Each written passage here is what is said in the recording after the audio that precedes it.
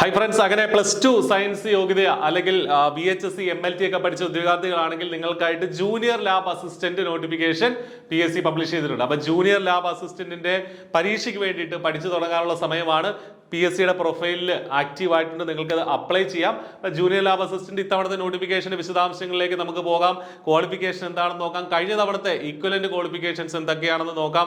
അതിനു മുന്നേ പറയട്ടെ, I+C പരീക്ഷയ്ക്ക് വേണ്ടിയിട്ട് ഏറ്റവും ഇന്റൻസീവ് ആയിട്ടുള്ള ഫുൾ ഫ്ലെഡ്ജ്ഡ് ആയിട്ടുള്ള സിലബസ് കംപ്ലീറ്റ് കവർ ചെയ്തിട്ടുള്ള കോഴ്സ് പ്രൊവൈഡ് ചെയ്യുന്നുണ്ട്.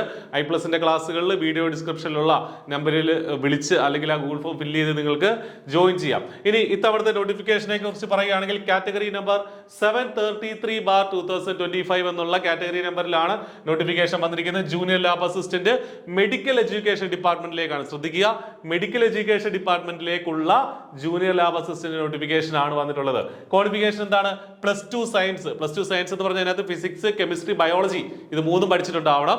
Physics, chemistry, biology, computer science അല്ല, ഫിസിക്സ്, കെമിസ്ട്രി, ബയോളജി പഠിച്ചിട്ടുണ്ടാവണം. +2 സയൻസ് അല്ലെങ്കിൽ VHSCയിൽ MLT എന്ന ട്രേഡ് പഠിച്ച ആളുകൾക്കും മെഡിക്കൽ ലബോറട്ടറി ടെക്നീഷ്യൻ എന്ന ട്രേഡ് പഠിച്ച ആളുകൾക്കും പരീക്ഷയ്ക്ക് അപ്ലൈ ചെയ്യാം. ഏജ് ലിമിറ്റ് ശ്രദ്ധിക്കുക, 36 വയസ്സ് വരെയുള്ളവർക്ക്, ജനറൽ കാറ്റഗറിയിൽ 36 വയസ്സ് വരെയുള്ളവർക്ക് അപ്ലൈ ചെയ്യാം. 2/1/1989 ആ തീയതി ഉൾപ്പെടെ അതിനുശേഷം ജനിച്ച ആളുകൾക്ക് ഈ പരീക്ഷയ്ക്ക് വേണ്ടിയിട്ട് അപ്ലൈ ചെയ്യാം. 18 ആണ് ലോവർ ഏജ് ലിമിറ്റ്. മറ്റൊരു സംഗതി ഉള്ളത്, ഈ പറഞ്ഞ OBC ആണെങ്കിലും SC ST ആണെങ്കിലും ഏജ് റിലാക്സേഷൻ നിങ്ങൾക്ക് കിട്ടുകയും ചെയ്യും. ഇനി 27,900 മുതൽ 63,700 വരെയുള്ള മികച്ച ഒരു സാലറി സ്കെയിൽ, ഒരു +2 ലെവലിലുള്ള മികച്ച ഒരു സാലറി സ്കെയിൽ തന്നെയാണ് ഇതിനുള്ളത്. ഫെബ്രുവരി 4-ാം തീയതിയാണ് പരീക്ഷയുടെ അപ്ലൈ ചെയ്യാനുള്ള ലാസ്റ്റ് ഡേറ്റ്. അങ്ങനെ ലാസ്റ്റ് ഡേറ്റ് വരെ നോക്കിയിരിക്കരുത്, നമ്മൾ മറന്നുപോകും. നേരത്തെ തന്നെ അപ്ലൈ ചെയ്യുക, പഠിച്ചു തുടങ്ങുക. ഇനി കഴിഞ്ഞ തവണ ഈ പരീക്ഷയ്ക്ക് നമ്മുടെ ക്വാളിഫിക്കേഷൻ പറഞ്ഞു VHSC MLT അല്ലെങ്കിൽ +2 സയൻസ് ആണെന്ന്. കഴിഞ്ഞ തവണ ഈ പരീക്ഷയ്ക്ക് റിക്രൂട്ട് ചെയ്തവരുടെ ഇക്വലന്റ് ക്വാളിഫിക്കേഷൻസ് എന്തൊക്കെയാണെന്ന് നോക്കിക്കഴിഞ്ഞാൽ VHSC MLTക്ക് ഇക്വലന്റ് ആയിട്ട് VHSC അഗ്രികൾച്ചർ ഉള്ളവരെ എടുത്തിട്ടുണ്ട്.